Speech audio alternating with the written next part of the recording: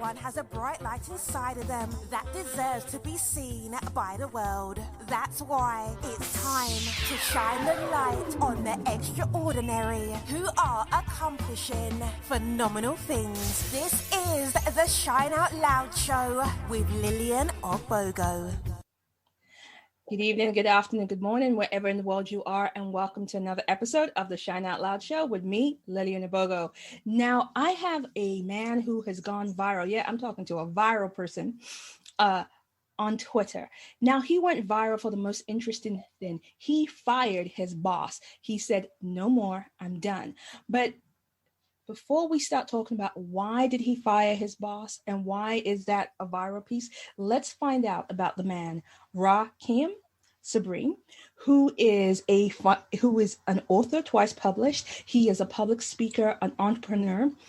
Now, check this, folks. He is a financial literacy influencer. He teaches people how to grow their wealth, keep their wealth, and make it generational. He is a former corporate America, and he is also a TED Talk speaker. Join me and welcome my incredible guest. Hi, Rahkim. How you doing?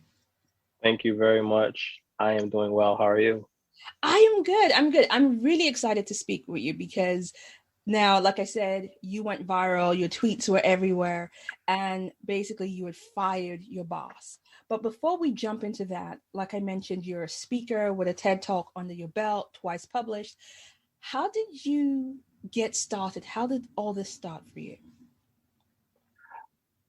Good question.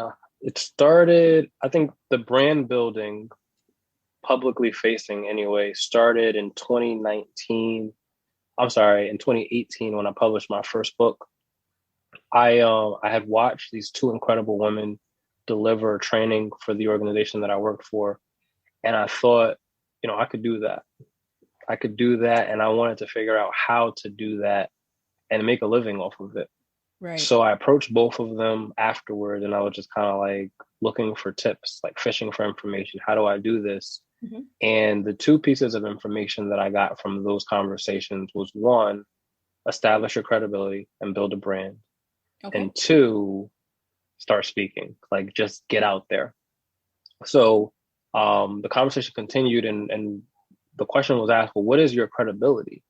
And at the time, I think I was maybe 6 or 7 years into banking, and I was not finished writing my first book yet. And I was, I don't know, I don't think I have anything. So how long have you been working for the bank? So about 7 years. She goes, no, you've been working for the bank for almost a decade. Yes. And then we uncovered that I was writing a book, and she says, oh my God, that's your credibility right there. You need to finish that project. And so fast forward, the book was published, and I started taking the other piece of advice that I was given around speaking. Just speak as often and as many places as I possibly could so that I can learn my material and feel comfortable in front of whatever audience. And I identify as an introvert. It's certainly an energy drain for me to get up in front of a large audience and talk, especially if it's just kind of one way. Right. But I've had to learn to exhibit extrovert tendencies, especially in this space. So as I was racking my brain to figure out how do I establish the most credibility in the shortest amount of time, I thought, well, why don't I give a TED Talk? And so I started to pursue what that looked like, mm-hmm. because, TED is like the epitome of speaking credibility. And so simultaneously, I started working on the book Financially Irresponsible. I did not want to be a financial influencer. It's actually kind of funny. I wanted to stay in the realm of mentoring, but there was such a huge appetite for that information. I was already giving away that information for free. A lot of people were showing up and looking for that kind of content. Yep. So I said, let me give my attention where there's demand. So that's where the book came out. The TED Talk, I actually published my book the day before I delivered the TED Talk. And once my story got out there, people started to resonate. It was, I won't say a rags to riches story, but it was a story of overcoming. It was a story of ownership and really kind of taking charge of what my situation looked like. And it was a story of relatability that says, here I am at, whatever age. So 2019, I was 29. Here I am at whatever age, having these major milestone accomplishments, buying a house, great credit, whatever. And I want to encourage other people to start thinking this way and start executing on the strategies that are talked about. So, we hear about books like Rich Dad, Poor Dad, or The Richest Man in Babylon, or Think and Grow Rich. And, they go over financial concepts and mindset concepts, but how do we flip the switch between knowing this information and executing on that information? And so that's the space that I like to navigate, that I find I'm the most successful, and that I find I have the least amount of competition, because that inner work, that, facing yourself and the mindset issue that prevents people from crossing that line of greatness, that's a space that is not sexy, it's not fun, it requires discipline. Mm-hmm. And so most people kind of shy away from that.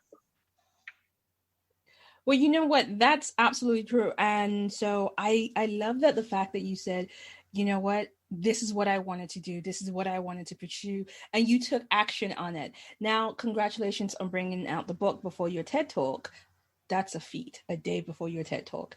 And speaking of that TED Talk, I remember watching it, and something struck me was in the first few minutes, you said that somewhere between the ages of 12 and 15, that you wanted to be poor. Can you elaborate on that for me? Yeah, that was definitely kind of like a cliffhanger for the audience. I paused after I said that to just kind of let it sink in. And, I think in talking about that statement, it wasn't that I necessarily wanted to be poor. It was that the behaviors that I was observing and that I was internalizing as what my aspirations, what my goals would be financially, were survival behaviors, right?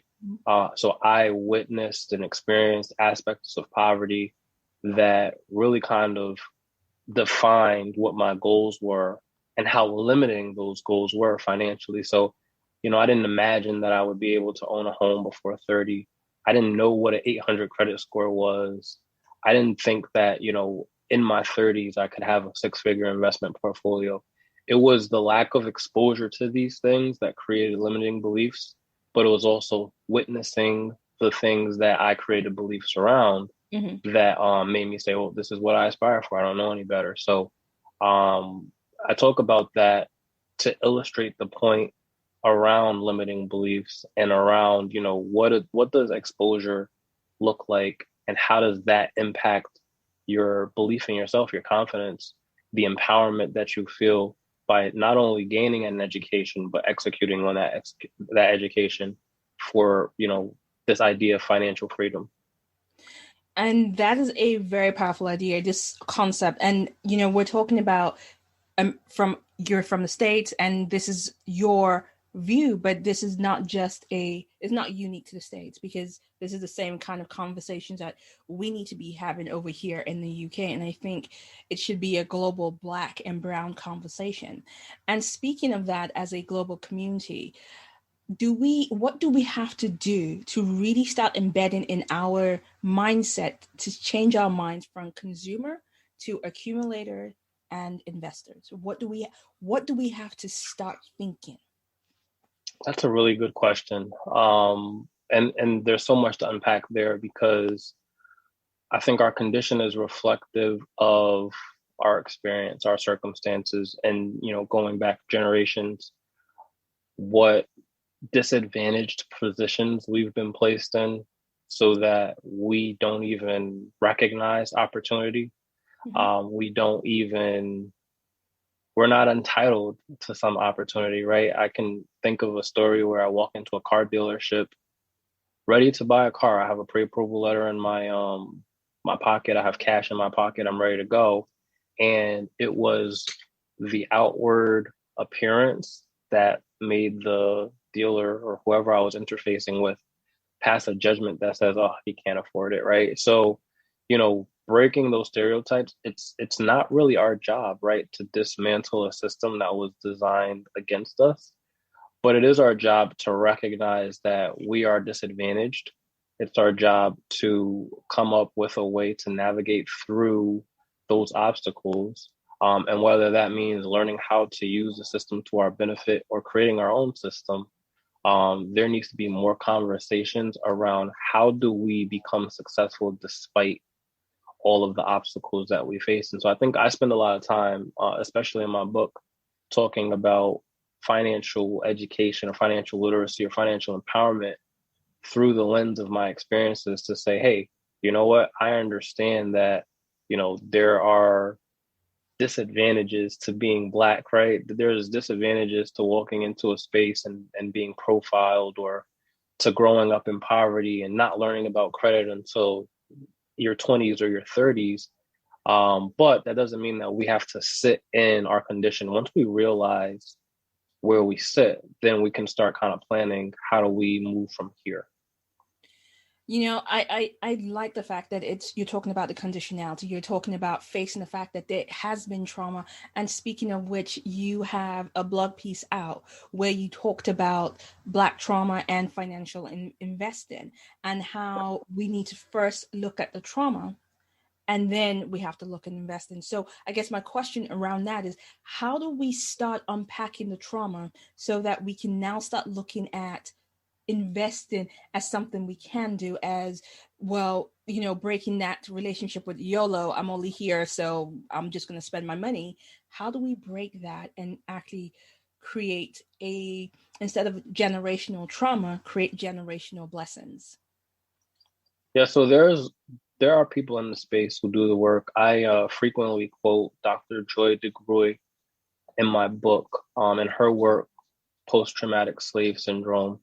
That talks about, the impact, the post-traumatic stress that we experience generationally, and how trauma is passed on, particularly in the United States, but certainly around the world, from the time of slavery, imperialism, colonialism, whatever that looks like across the diaspora, right?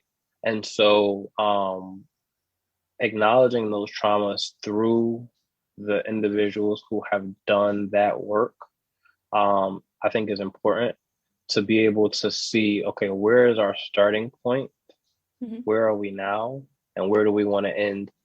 In the United States, there's kind of like this awakening that says, you know what, the extent of history, of Black history in this country does not start with slavery, but that's the education that is being kind of pushed through the public school system, right?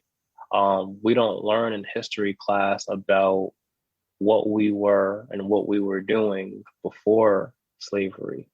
And if we are to learn about, world civilizations and, the massive developments in Africa and in the Eastern Hemisphere, there is a disconnect created between who those individuals were and who we are, right? So we don't identify as descendants of that greatness. And so education in history is important. It's something that I was raised being given. Empowerment, so the ability to look at yourself and say, I am worth, I deserve, I'm entitled to, I command, instead of, well, I'm a product of my environment, or I get the scraps, or, the top of the system, right?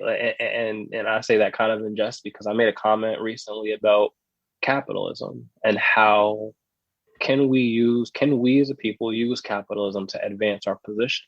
And I got a lot of opposition to that statement because of the connotation that comes with capitalism and what capitalism has done over the years to people like us. Right. But understanding an ethical form of capitalism that does not require us to take advantage of one another, but does allow for us to innovate and grow and use wealth to create wealth, I think it's entirely possible.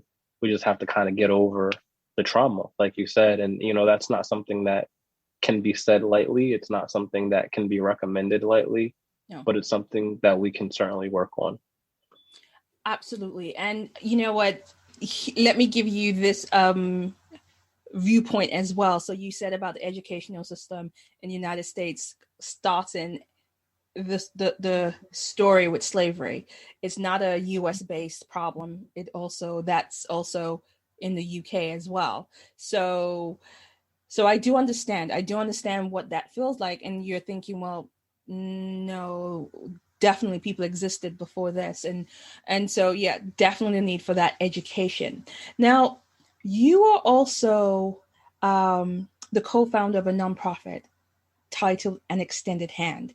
What is Extended Hand?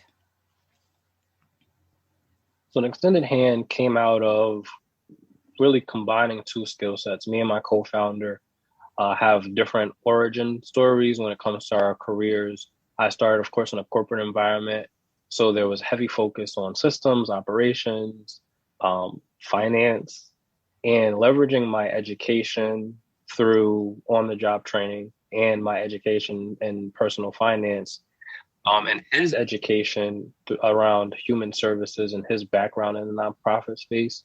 We thought it made sense to combine those skill sets and tackle an issue that is not unique to our state, area, or country, and that issue is homelessness.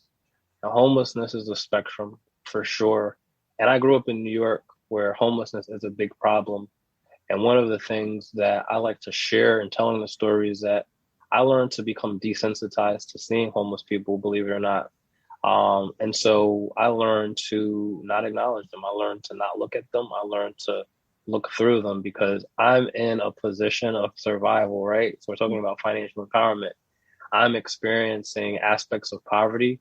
How can I give away what I have to somebody else who has less? And so when I started An Extended Hand, I had to become educated on what homelessness looked like and really kind of address the stigmas that come with homelessness that says that somebody standing on the corner is going to buy drugs or alcohol, or that they did something wrong, or that they want to be out there, and really look at how, this country and countries around the world fail the civilians that were, that either worked or lived or experienced under that rule, that economy, that education system, or what have you. We've learned that homelessness starts in school, as young as elementary school. We've learned that homelessness is something that impacts veterans who go out, fight for the country, come back, and they don't have proper resources. Homelessness impacts people with mental disabilities and mental illnesses. Homelessness impacts everybody. Maybe somebody that you go to work with is homeless. They go and they sleep in their car. And so there's a very broad definition of what qualifies somebody as homeless. And so really kind of dismantling the stigma that says, oh no, they're in that condition, I won't be in that condition, and helping people to understand that most of us are 2 to 3 paychecks away from homelessness. And so how do you position yourself from a preventative perspective from being impacted by homelessness? But then also, how do we address the people who are currently impacted by homelessness? So that's our mission, to address homelessness. It's a very broad mission. And so we started to bring in professionals. Okay.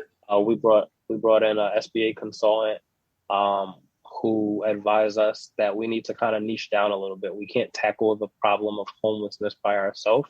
Okay. And so we've kind of fine-tuned our experience and our outreach to a very specific demographic, and that is children who are aging out of foster care or within that age group, so late high school and beyond, to provide services that include a financial education, individualized holistic health. So it says, okay, how do you take care of yourself? How do you set a doctor's appointment? How do you, set a dentist appointment?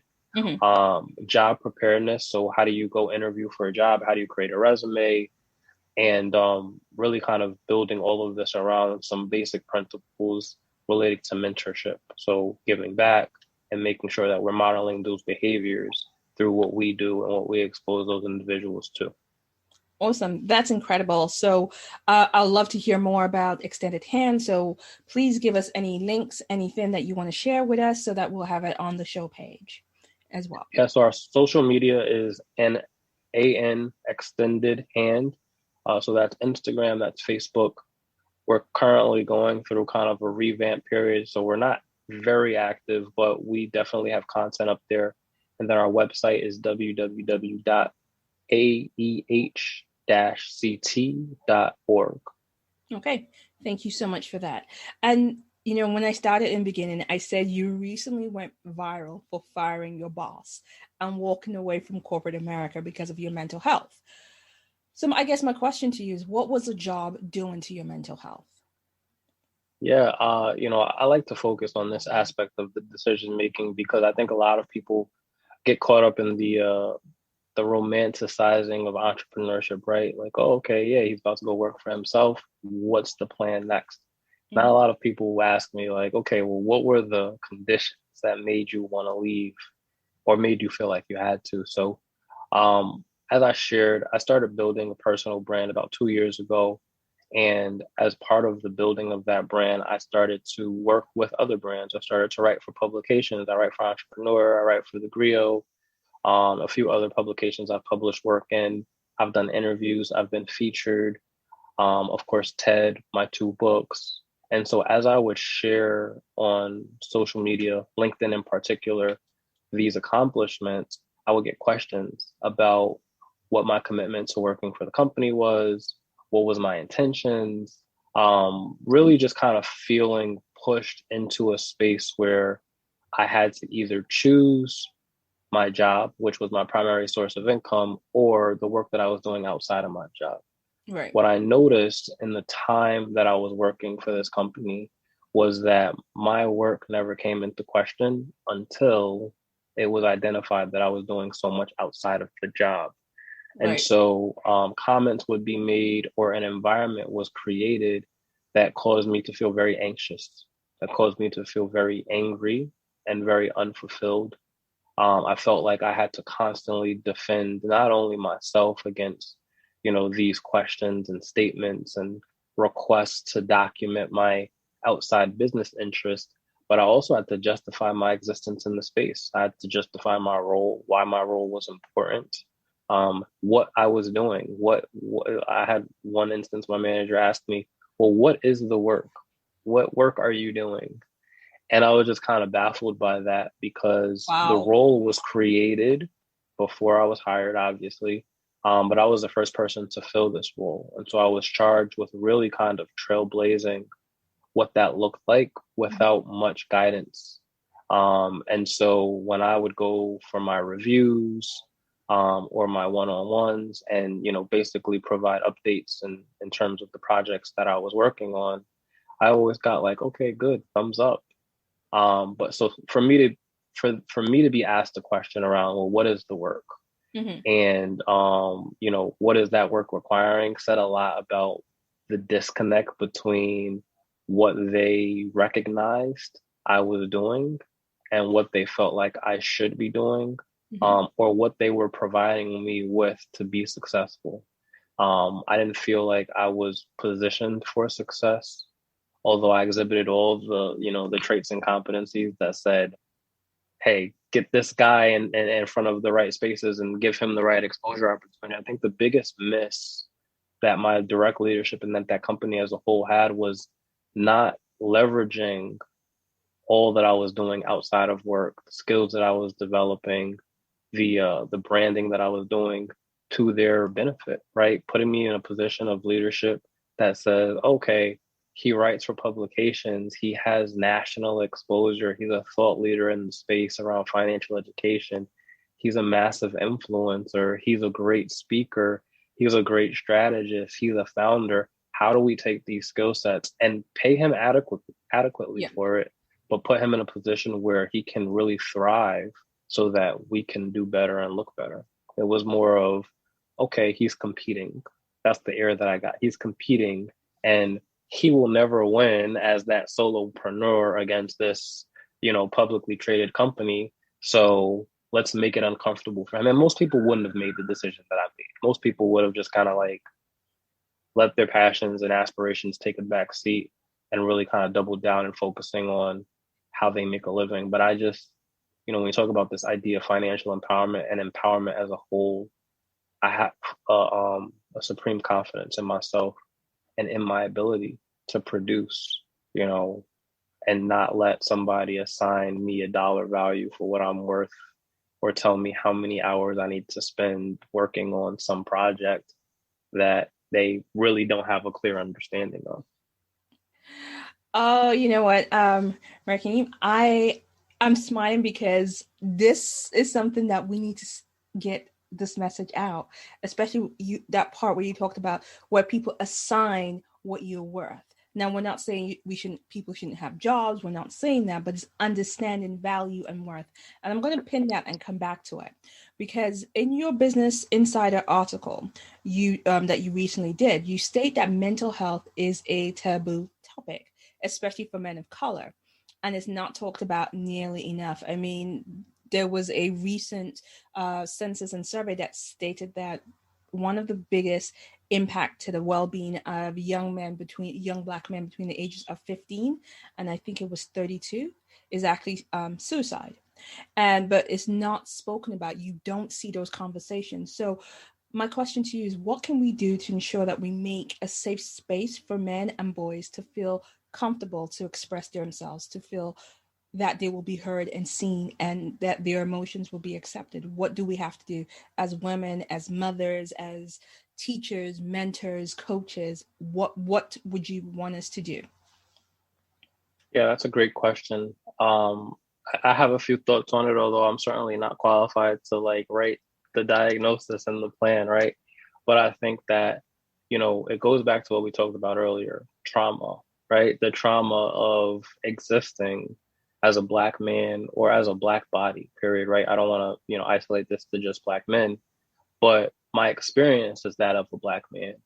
And so, when you wake up every morning, you're assaulted, right? You're assaulted mentally, you're assaulted physically, you're assaulted spiritually. Your entire being is, being attacked. And so, I think that that's the place to start, right? Acknowledging that, I get up, let's say, a typical work week when I was working for my previous company. I get up, I take a shower, I worry about how I'm going to show up to work. So what do I wear, right? Do I wear earrings? Do I not wear earrings? Do my tattoos show, or do I make sure that they're covered? I have to show up in a way that is not threatening, but that kind of falls in line with the dominant culture that says you need to be wearing a suit, you need to be wearing a tie. That's what says you're professional. Your tattoos need to be hidden. You need to speak a certain way. You need to tilt your head a certain way. You need to speak with a certain pitch. These are all things before I leave my house, right? And so now I'm dressed to the nines, right? And make sure that I, don't have any wrinkles, make sure that I, my appearance is good.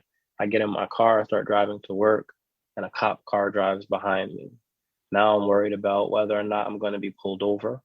And for what reason, maybe I get pulled over. I'm worried about whether or not I'm going to make it to work. And if I'm going to be penalized for being pulled over and showing up late, right? There's all of these thoughts that I'm having on the highway on the way to work. Then I get into the parking lot and I have to like really position myself to go in and wear this corporate face that says, yes, sir, no, sir, yes, ma'am, no, ma'am. I'm smiling. I am agreeable because I don't want to be viewed as the angry Black man. I want to continue to have positions of advancement, to be viewed as someone who's friendly, who's collaborative. So just like it's an all day thing until you come back home and you get back in the car, you go through that whole thing again. You get in the house and you're just like, "Ooh, I survived another day." Wow. And you turn on the news and you see Ahmaud Arbery got killed. You see George Floyd got killed. You see Trayvon Martin got killed, right? And so you see like that's somebody who looks like me. That could have been me at any point during this day. That could have been me. And you have to be strong, not cry, be masculine, be athletic, be whatever.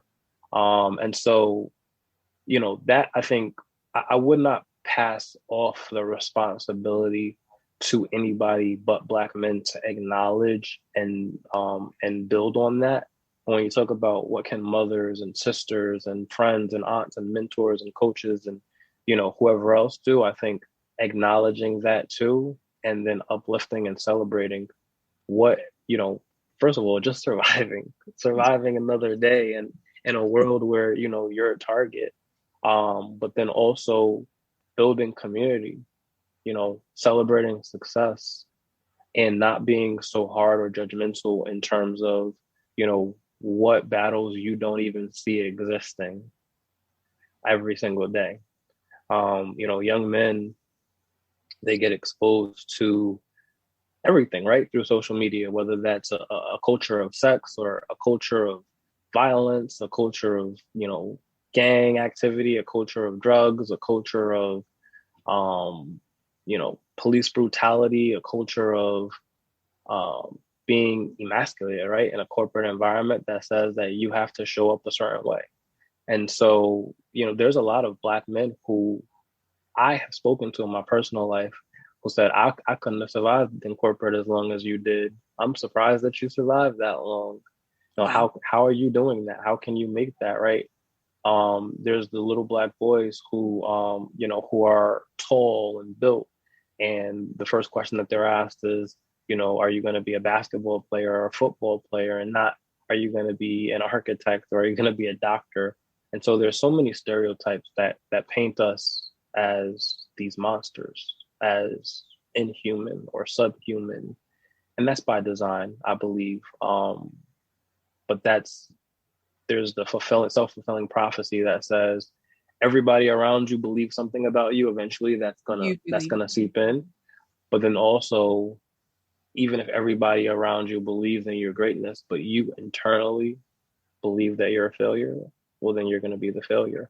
And so getting to the core of what those beliefs look like and controlling what exposure to those things are is so key. I think, although I can consciously say my mental health was impacted in that space and have the self-awareness to recognize when my mental health is under attack, I don't think a lot of Black men can. But I was raised being told that I was a genius, that I was brilliant, that I could do anything I wanted to do, that I come from kings, that I come from architects and doctors and scholars, right? Like I was poured into growing up, and I still have to deal with the same battles that every other Black man has to deal with, right? So maybe I'm in a better position to cope. Maybe I'm in a better position to acknowledge those struggles and kind of work through it, but doesn't erase those struggles. And so I can only imagine the kids that grow up being told, you're not going to be anything, you're not worth anything, you're deadbeat just like your father, or you're only good to play ball, you're only good to be a rapper, you'll never go to college, you'll never be a doctor, that's a dumb idea, you can't do that. Just all of the things that, first of all, steal away our innocence, but steal away our joy, right? Maybe a little Black boy wants to just, play with the Legos and build towers because one day he wants to create a skyscraper. So, I think those are starting points. And like I said, I'm certainly not qualified to lay out a plan, but I think the leadership and the guidance that I've had through my life has definitely influenced my belief in myself and my abilities. And so I strive to show, improve, and demonstrate that in all the work that I do. That's brilliant. And I love the fact that you said that you were constantly poured into from your childhood. And I think that is a reminder to all of us who have tiny people in our world, whether they're tiny or not so tiny, to actually make that conscious effort to pour into them. I have baby nephews who are 5, and I constantly let them know that I think the sun shines out of them. I constantly let them know that they can do anything. I constantly let them know that they're smart. They're even smarter than me. I constantly let them know, because they teach me stuff and they're 5. And so I have to say that is actually a foundation. You're building up a foundation to let these young people know that they're worth something. And as it's not just a Black man thing, but I understand what you're saying. There are different battles that you are facing, that I won't face because of where I live in the UK. We may not have in the same way, but it's still, I can understand that will be a constant battle. And speaking of tweets and things that you've done, there's a tweet that you put out in February that made me laugh, because you said, it made me laugh in a way that goes, I see that tweet and I recognize it. And you said, corporate America's toxic trait about guilting you for wanting more for yourself, while simultaneously gaslighting you into thinking your skills, talent, and experiences are worth less than you deserve.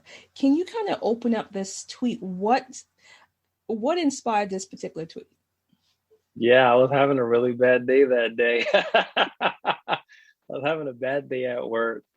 I do believe the trigger for that tweet was a conversation akin to the one that I described to you in the beginning, right? Mm-hmm. My manager must have seen something that I posted or shared on LinkedIn and wanted to have a conversation with me about it. And the conversation made me feel minimized. It made me feel like, instead of celebrating this accomplishment, whatever it was, and, kind of looking for ways to leverage that skill set, you stole my joy. You made me feel like I need to be staying in my place, right? And it's not the one instance, it's the 10 years of accumulation of instances, right? I've had so many situations that I'm really kind of unpacking now and definitely documenting, working on a book to kind of talk about those things. But whenever I feel like my leadership throughout the course of that time span felt like I was getting too big for my britches, right? That I was asking for more than I deserved. I was always kind of like knocked down and made to recognize that you're not there yet. And even if I was there, it was like, no, not on your time, on my time, when I'm ready to promote you, when I'm ready to put you in front of this audience. And so I think it was the combination of all those experiences that culminated in that moment where, I had been doing some studying on this concept of gaslighting. And, when you're experiencing gaslighting, the person who's gaslighting you or the entity or whatever that's gaslighting you will make you really experience some cognitive dissonance between what you know to be true based off of your experiences and what you're told to be true. Yes. And so when I look at, what it is that I was doing, I didn't know too many people who had wrote 2 books, delivered a TED Talk, writing for publications, being featured in these different publications, starting businesses while working a full-time job. And instead of being celebrated for those things, I was made to feel like, well, I'll give you a direct quote. Somebody in the corporate space said, yeah, you wrote a book, but it's not a New York Times bestseller. What's going to convince somebody to hire you to do a presentation or a speech based off of that book without it being a New York Times bestseller? And, my goal at the time and still to this day is to continue to develop my skills as a speaker, and certainly provide corporate training or corporate consulting in the spaces that I have, knowledge and know-how around. And the joke on the individual that made that statement is that I understand how the New York Times bestseller list works, and it's not based off of the quality of that book. It's based off of the amount of marketing dollars you have to put it there. And so clearly, I didn't have that amount of money to put my book on a New York Times bestseller list. But that doesn't take away from the message, right? It doesn't take away from the significance of the message and the uniqueness of my experience and being able to educate others. Mm-hmm. But, I was good enough to work 40, 50, 60 hours overnights and on weekends on, the projects that they needed me to work on. And so I should have stayed in my place, right? And that's why I thought it was important to share that, because, social media, there's all of these trends. And I was talking, one of the trends that I noticed was that, they would say this person's toxic trait is whatever. And so I used corporate America as kind of like a metaphor of a person.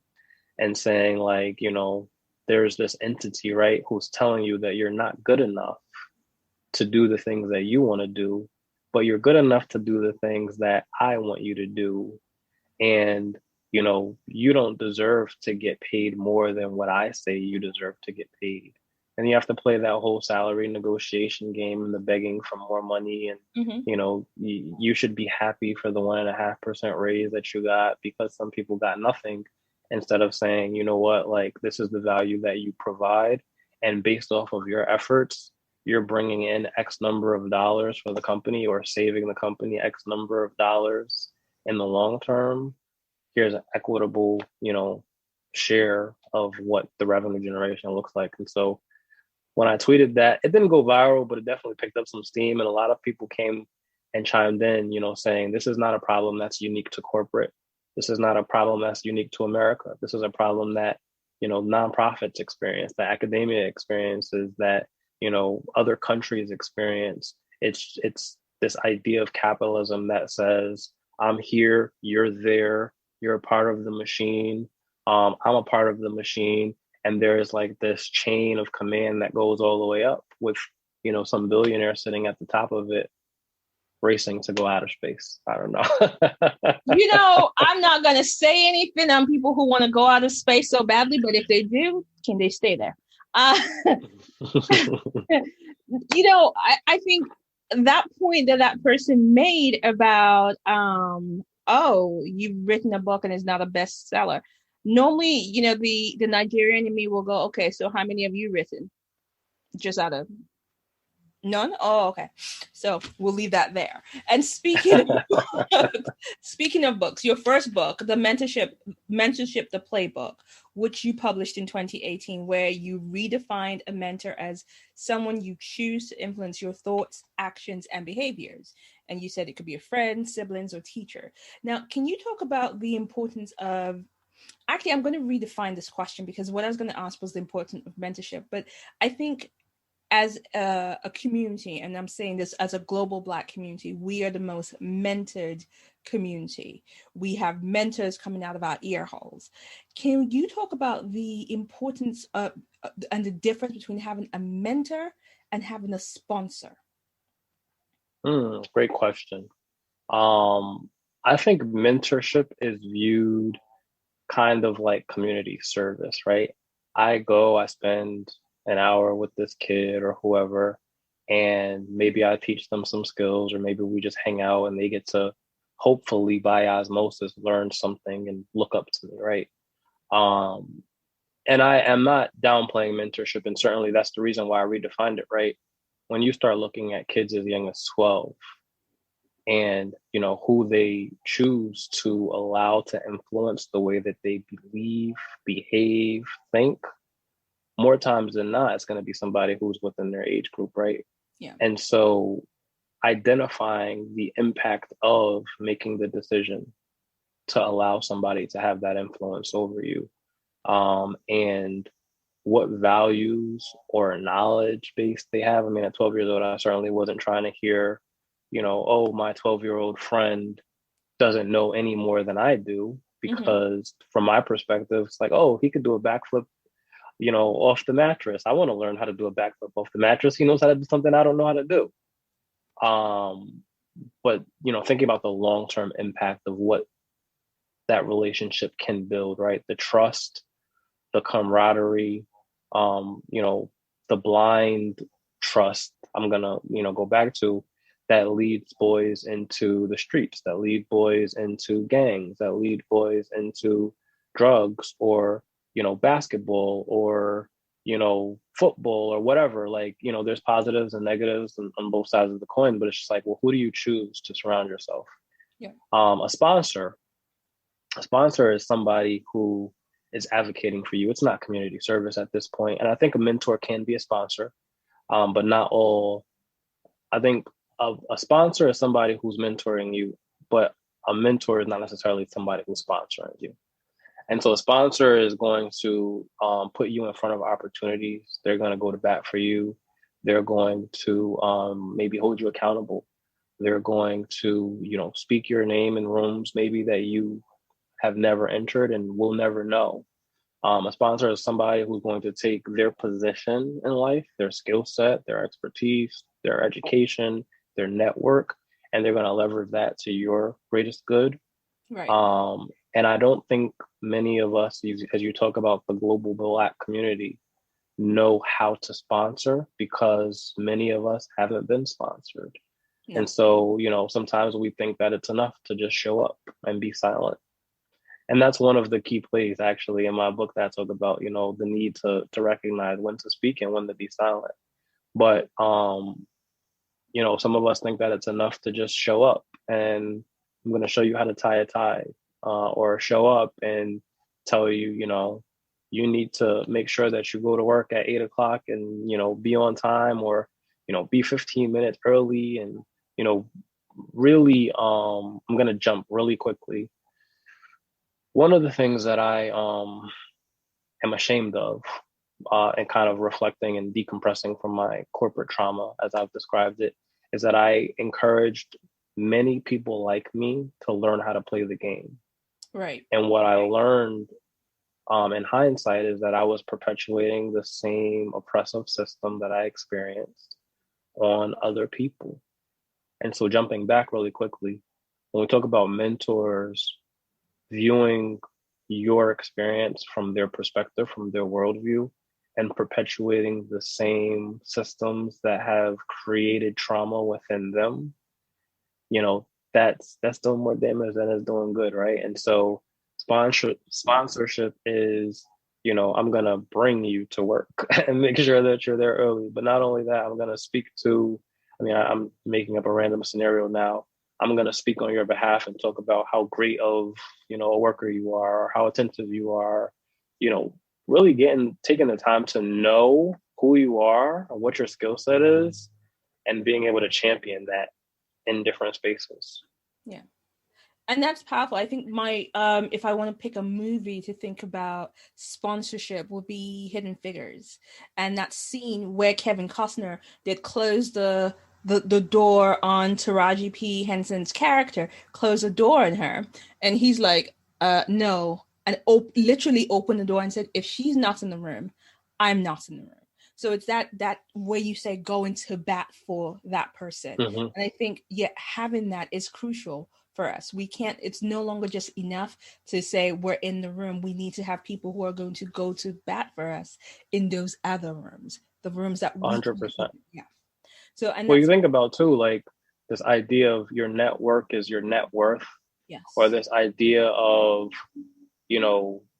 the business deals that are had on the golf courses, and, the trust fund kids or the legacy children that go to these prestigious colleges and universities based off of who their parents are. That's sponsorship, right? It's not just, okay, I'm going to tell you everything that you need to survive and like cast you out into the world and, hopefully use the skill sets. I'm going to use my influence to make a difference. And so nepotism, that's what it is. It's nepotism. It's us, pushing us forward. And like you said, it's necessary. For sure. It's highly necessary. And I think it's that whole catching system, because you have those legacy kids. Some of them, we know them, and some of them you see them in jobs and thinking, if you weren't your last name, you wouldn't ever be in this space. And that they're continually being caught and moved up. I mean, look at our situation and who we have as a prime minister. Nothing can explain that other than that, but we move along. So your recent book, Financially Irresponsible, what inspired the creation of this book? So I hired a consultant. Shout out to Gio. Gio DeReese is his name. He asked me as we were sitting down, kind of drawing up the plan for writing this book, and I told him I do not want to write a book about finance. He says to me, all right. You're at an airport. Somebody walks up to you and they say, hey, I'm in a bind. I will pay you any amount of money to come deliver a speech in the next 30 minutes on any topic of your choosing. I just need somebody to come and deliver. what's the topic you're speaking on? And I said, personal finance. And he goes, that's what you need to write about. And so the book idea started, I don't often talk about this in this way, so I appreciate the question. The book idea, I started writing the book at 29 years old, and it was originally supposed to be 30 things to accomplish before 30. Right. And so a lot of the things that I had accomplished at that point were financial accomplishments, whether that was establishing a retirement account, investing in the stock market, getting an 800 credit score, buying a house, buying a car. And so we learned to take those ideas and then, build around those ideas, my experiences, but educational moments that says, okay, how are we going to make a difference? And, a lot of this conversation that you and I are having centered around trauma, like how do we acknowledge that trauma and teach people how to audit their beliefs, leverage the law of attraction, get away from the scarcity mentality, break generational curses, establish generational wealth, learn how to build wealth, protect wealth, manage credit, and all of those other things. And it really kind of became a lecture. Actually, it literally was a lecture because he interviewed me and asked me a series of questions that we recorded and then transcribed into what became the chapters of the book. So as we were figuring out what the title of the book was going to be, he said, well, what is the impact that you want this book to have? And I said two things. I said, I want this book to have the same impact on others that the book Rich Dad Poor Dad had on me. And then the second one was, I want to be on TV. I said, I'm envisioning myself right now, like on the Steve Harvey show, on Ellen DeGeneres show. And I'm just like talking about how this book is so important. And he says, okay, so we need to have something that's really going to make people stop on first glance. And so that's how we ended up coming up with the title Financially Irresponsible, because it was just kind of like, this guy who talks about, personal finance and the right things that you should be doing is writing a book called Financially Irresponsible. And the idea behind it was to say two things. One, it's irresponsible for you to defer your financial dreams, your financial goals, your financial freedoms to somebody else and hiring a financial advisor and just saying, hey, like, set it and forget it, right? You just manage everything for me. And two, there are concepts within the book that most traditionalists would consider financially irresponsible, but that have worked for me. And so it's really to drive home this point that personal finance is personal. And you can do all of or many of the quote unquote wrong things that traditionalists in the space might tell you, you only should have 2 credit cards maximum. And, that's how you maintain a great credit score. And I'm like, well, I have 9 credit cards and I have an 800 credit score. So, like, what are we talking about here? Okay. And illustrating with literal examples like that one, how I was able to do that. So it was definitely a fun project. There was some stress involved because I really wanted to deliver a quality piece of work. And that's why it came out so late. My original publishing date should have been September of 2019.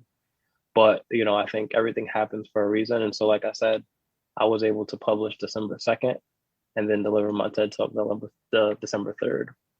Well, that's brilliant. I mean, the fact that it's out and it's something that we are going to be talking about, not just you and myself, but other people are talking about. We want to find out how to build wealth. And speaking of which, you just pointed about how there's so many different people saying, oh, to build wealth, you have to be this way or that way. My fun ones, it's, the ones you find in social media who now say, for you to create financial wealth, you must ban everything. No more avocado toast, no more coffee. You must live like a monk on some kind of hill. So can we build wealth and still have some pleasure, or is there no room for pleasure at all? Is pleasure, do I have to give up my makeup and everything just because I'm building wealth? I just need to know these things. Yeah, I think first off, everything in moderation. I'm certainly a very modest person when it comes to, what wealth looks like for me. But I also think like the whole point of building wealth is to be able to enjoy it, right? Like you can't take it home. So I certainly don't think that you need to do away with the things that make you happy. But I believe that, that's a really thin line to straddle, right? Because you want to do the things that make you happy, but you also want to make sure that you're positioning yourself for the most success. So when people ask me, okay, how are you able to quit your job? Right? I didn't walk away from my job and the income that I was making without a total investment balance that was greater than the income that I was making. And so I don't want to, misrepresent my financial preparedness. If the worst case scenario were to occur, I have assets that are producing assets that make me feel very comfortable to say, you know what, like I could walk away. And that number doesn't have to be a very big number. That number doesn't have to be like $10 million. Certainly, I think people will chase and strive for that, but that number can be much smaller, especially if you have a plan, right? I don't plan on just sitting and, living off of the money that I put away. I plan on, creating more assets for me to live off of so that I don't have to touch that money. But I do have the cushion there because I did what, we're talking about. I put money away, I paid myself first, I invested, and all of those things I talk about in the book. So, my journey is one of transparency. I share, the mistakes, I share the successes, I share the process, like the methods. And really it just kind of comes down to mindset. So, going back to your question, no, I don't think you have to do away without. I think, we all deserve nice things. I'm a tourist, and so I love luxury. I love food. But I'm not somebody who is, living in excess, right? Like I don't need to be out driving a Hellcat. Like that's not my thing. I don't need a Porsche. Like that's not my thing. But I have a, relatively new car. I bought a 2020 Nissan Altima in 2019. I leased my vehicle. I thought that, that was a smart thing to do. Right. So, again, I can't say enough that personal finance is personal. And so if you have a particular lifestyle in mind, then you need to develop assets that will give you that lifestyle. Okay. So we're talking about this wealth building and we're talking about growing that wealth. So let me ask this question. So there's some people that we didn't get the lessons early. We are now past 30, past 40. Is it possible to start late and still build wealth? Absolutely. Absolutely. I think, I love these questions because they force me to go back to previous positions. And I think the position that I mentioned earlier was, the limiting beliefs, right? Who's to say you can't make what you're making annually in a month, right? Who's to say that there's any cap on what you can bring home as far as income, right? So, you look at what is the average income for an individual, period. And then you further break that down. What's the average income for a Black man? What's the average income for a Black family, right? And you look at all those numbers and you think, okay, well, not everybody is living that way, right? I was technically considered a high income earner compared to my peers, especially in my age group. But, I made a decision to walk away from that, right? And so I illustrate that point because it's like, I made a decision to walk away from that because I believe that what I was making a year, I could certainly make in a month.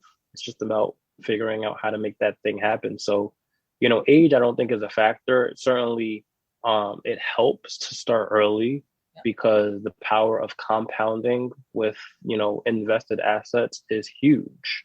When you have time on your side, then the growth potential is massive. But when you're looking at establishing growth over time versus what you can establish as far as cash flow, you look at some of the major brands that we recognize and know, a lot of them, the founders and CEOs of those brands started later in life, 40s, 50s, 60s. Okay. So I'm loving this conversation and I think I could talk to you for hours, but we'll come to that point in the show where we celebrate our So Loud moment of the week, where this is where you get to celebrate a person, a thing. What would you like to celebrate? Today I want to celebrate Paying my mortgage. Yeah, and I think the reason why it's important for me to celebrate this is because this is the first mortgage payment outside of the corporate salary. This is the first mortgage payment that had 100% been funded by not the company that I worked for. Right. And so here, I don't know how it works outside of the United States, but we have 15 days to pay our mortgage. The mortgage payment was due on the 1st, today's the 15th. And I was really, up until the 14th, sitting there like, how am I going to do this? Like trying to figure it out. And I think, that's the life of an entrepreneur, right? You figure it out. And so I did. And I was very happy to be able to like make that phone call and pay on time and not have to worry about any late fees or penalties associated with doing that. So that's my happy moment today. And really I love it. I love it, love it, love it. That is awesome. You've been talking throughout your journey, how you've gone from what you experienced in your childhood to build an excellent credit of over 800. So let's talk about this because not everybody is there. So let's say you have somebody who comes to you and goes, listen, my credit score has flatlined. It is dead. What is the first thing one has to do to rebuild their score? They would have to understand the aspects that make up a credit score, right? So there's a million situations that could have been the influencing factor of why their credit score dropped. Maybe they lost access to a considerable portion of their credit by closing a credit card. Maybe, like an account of theirs went into collections. They missed several payments. There's inaccuracies on their credit report. And so really kind of identifying where you are and what components of a credit score need to be addressed in fixing those things is important. Most people's problem when it comes to credit is that they either don't have enough or they made some mistakes in the past, right?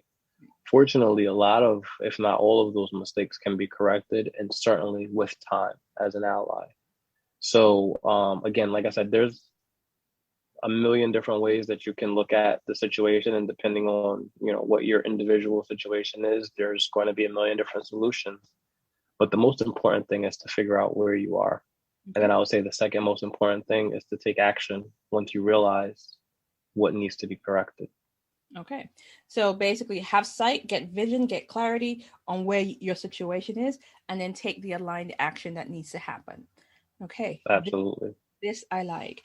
And I think, we'll come to that part of the conversation where we're talking about the global community, how we can start. We seem to have normalized the conversation around trauma. We seem to have normalized the conversation about certain things, or this is, what I like is, oh yeah, Black people don't do X, Y, and Z. We don't swim. Now we have Olympic Black swimmers. Black people don't do athletics or whatever it is. We have those conversations. How do we start having the global conversation that says Black people are investors, Black people are wealthy? How do we start normalizing that conversation for Black wealth? I think with all of the examples that you've given, the key to normalizing is connecting, right? So I'm learning a lot about how things in the UK work that, compared to the way that the USA works. And I think, we live in our collective bubbles and we focus on the differences more than we focus on the similarities and the strengths. Yes. And that's a problem. So the global community, I think, needs to just be more connected and share what those success looks like. We talked about sponsorship, we talked about mentorship, we talked about empowerment, we talked about addressing trauma. Like all of those are keys and pieces to the puzzle that need to be kind of laid out on the table in front of us collectively so that we can come up with a plan to address those. Because you know what, I am not an anomaly when it comes to being an investor, and I would not even consider myself to be an expert investor. I know people that I've been connected with through social media that I've never met in real life, that I've never talked to on the phone, who are doing phenomenally well when it comes to investing in whatever their medium is, whether that's real estate, cryptocurrency, the stock market, commodities, businesses. And so talking to those people and witnessing their journey and sharing my success and celebrating their success not only inspires, but it's contagious, right? It makes me want to do what they're doing. It makes me want to learn what they've learned. It makes me also want to share, right? Like, how can I be of service to you so that we can get a relationship going? So definitely getting connected, building relationships, kind of focusing on the similarities instead of the differences. My grandfather used to say the two best educations in the world are traveling and reading, in that order. Black people need to travel, right? I've been to Iceland. That's not a very popular destination for Black people. But it was something that I experienced that I can say, you know what, I did it. It was beautiful. I love the way that they, tap into the geothermic energy. But let me tell you, the food was crap. I'll probably never go to Iceland to eat. It was cold. Black people don't like the cold, but it was an experience. And so, kind of getting outside of our comfort zone and really redefining what these stereotypes, stigmas, and kind of reluctance to do certain things because it's not Black or that's for white people is also something that, we can do to kind of like break down what are these stereotypes. I'll say this and, kind of let you go. There was this saying, I don't know who's responsible for saying it, but I certainly heard it quite a bit growing up. If you want to hide something from a Black person, you put it in the book. In the book, yeah. And so that implies that Black people don't read. Mm-hmm. And here I am writing books for Black people, right? So like redefining the stigma that says, oh, you want to build wealth? You want to be the start of what generational wealth looks like? You got to pick up a book. And more than that, you got to pick up my book. Somebody asked me on Twitter, so your book sounds intriguing, a Black person. Your book sounds intriguing. Why should I buy it? And I said, because I wrote it for you, right? Like how many books do you know had you in mind? And so we need more of that. Absolutely. And that is a stellar answer. I absolutely approve of that answer. Jimmy, why should you buy it? Oh, I swear there's some people that ask some interesting things. Okay, so I think I have a couple more questions for you. And I think, we've talked about mental health. We've talked about the fact that you are protective of your mental health and you decided to say, nope, I'm not going to do this. So I guess we are looking at this whole conversation. If you go on social media, again, you can hit a stone. There's somebody talking about self-care, mental health, and all that. And yet it seems like when the conversation around self-care, Black men are largely invisible. So what self-care practices do you recommend for men to start maintaining their own personal mental health? Yeah, I think the lowest hanging fruit is reflection time, right? Taking time to do nothing. And, that was a piece of advice that my dad gave me when I left my job. He says, Rahkim, make sure you schedule time to do nothing. And when I say nothing, I mean nothing. Like not checking emails, not doing social media, not, giving somebody advice, even though you enjoy it, like literally nothing. And I think that allows us to kind of face a lot of the issues, identify a lot of the issues that we have, because we're not using some other coping mechanism to run from, or disguise that issue. I think the second part is build community. Have somebody who looks like you, experiences like you, kind of, talks the way that you talk, and, whatever, that you can call and talk to and really establish community and say, hey, you know what, like, I'm not doing well today. I don't feel encouraged today. I'm very blessed to be able to, when I'm having a bad day, text a handful of people and say, hey, I just need you to tell me that everything's going to be okay. And, just getting that response, whether it's a verbal response or, through text message, helps me kind of like breathe in, breathe out, and realize, you know what, like, I'm alive. It's another day. More on the movement side, definitely, some kind of physical activity, working out, walking, whatever. That's going to help with self-care for sure. It's going to help with stress elimination. One thing that I recently started doing for my self-care is getting massages. The first time ever I got a massage, I think last month. And I was like, oh, this is a game changer. I need to do this all the time now. So like preventative care, particularly physically, is important. And that includes like what you eat, what you drink, what you don't eat, what you don't drink, where you go, how much you sleep, all of those things. And then something for your mind.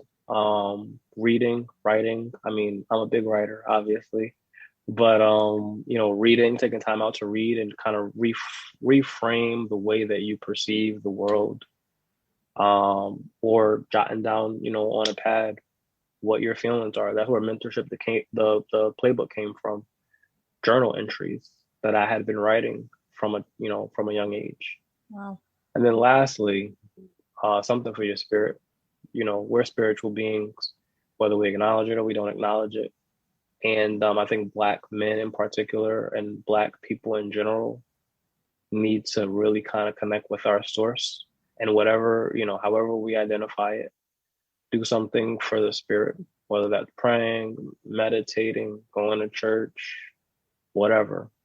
We need to make sure that we protect our spirit, because I believe that, these illnesses, especially mental illnesses, start in spirit and then start to manifest mentally and then start to manifest physically. And so by the time it gets to become a physical issue, now you have to do 3 times the work to really address it. Absolutely. Thank you for that. And so, you did say you write, and we know this because you have 2 books out. And you mentioned that you do read. So what are you currently reading, or what was the last book you read? I'm reading this book called Becoming Supernatural. And it's a really good book. I've been kind of dragging my feet on finishing it. Actually, I have it near me. Dr. Joe Dispenza? Yes, it is. Yes. And it's a phenomenal book, and it really kind of encompasses a lot of the things that I talk about, but it does so in a very scientific way. So talking about how to, leverage a heightened state of emotion to, make change occur. Just the mechanics of how your brain works in relation to spirit, the relationship between time and what is time, the illusion of time. So I love that book. I'm not finished with it yet, but I plan on finishing it and reading more of his books. Awesome. And then I have a list of other books that I need to get to. You know what? That's a great book. It's actually on my list. I'm going through a book club phase at the moment. So yes, I will add that to the list. You know what? I think that I'm definitely going to have you back on the show. So since we've made it since I've said it publicly, you're going to have to say yes. Absolutely. See, perfect answer right there. So we're going to get you back on the show, and we're looking forward to, when travel is allowed, having you come to London and seeing you speak in London and talking about building generational wealth, breaking those curses, and actually start as a global community, putting the dots together to start changing our wealth stories. Now, I would love that.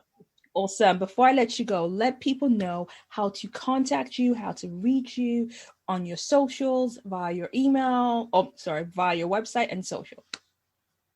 Everything that I'm attached to is really kind of attached to my name as a brand, right? So Facebook, Instagram, Twitter, LinkedIn, all at Rahkim Sabree, RAHKIM SABREE.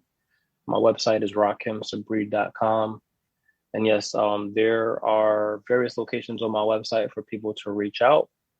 And I'm very responsive through DM. So, specifically Instagram and Twitter, I'm very active. So if I see a DM, usually I see it and I respond to it. I can attest to this because I got into his DMs, and that's how the show happened. So I can attest to he does respond, folks. So yes, do reach out. So Rahkim, this has just been awesome having you on the show. sharing your story. I'm looking forward to hearing more. I'm going back to your Twitter page to read a few more tweets. I'll put the links to your TED Talk and your website in the show page for people to reach out. Now, is there, just the last question and final question, is there anything new coming up that we should know about and that we should keep an eye out for? Yes, for sure. So I'm working on my third book called I Fired My Boss, Escaping Corporate Trauma. And that I don't have a date for it to be released, but I do plan on releasing it definitely before the end of this year. Brilliant. Okay, we're going to keep an eye out for that book, and when it's out, we'll have you back on the show to talk about it. But yes, looking forward to seeing that on the shelves. And who knows, it will probably be a New York Times bestseller this time around. Certainly. So, folks, it's a wrap. We have talked, we have shared. Go and check out his website. Go and check out his socials. Find out what he's talking about in terms of this building wealth, breaking this cycle of low expectation for our financial well-being. Understand how we can actually, as a global community, start growing and changing our wealth stories, understanding how to utilize nepotism in a way that actually is of service to us, and why we need to start being sponsors for each other, how we can start growing each other. Go and find out about this young man and take a look at what he's doing. And you know what to do. You like the show, give it the likes, share it with your friend, share it with folks. Let's start changing this conversation, because we deserve to thrive. We cannot survive anymore. We deserve to thrive. So thank you so much for being a guest. Thank you very much for having me. I love the conversation. Oh, I loved it too. Thank you. You've been listening to the Shine Out Loud Show. If you want to connect with us or let us know what you thought of today's show, be sure to follow us on Twitter at Shine Out Show.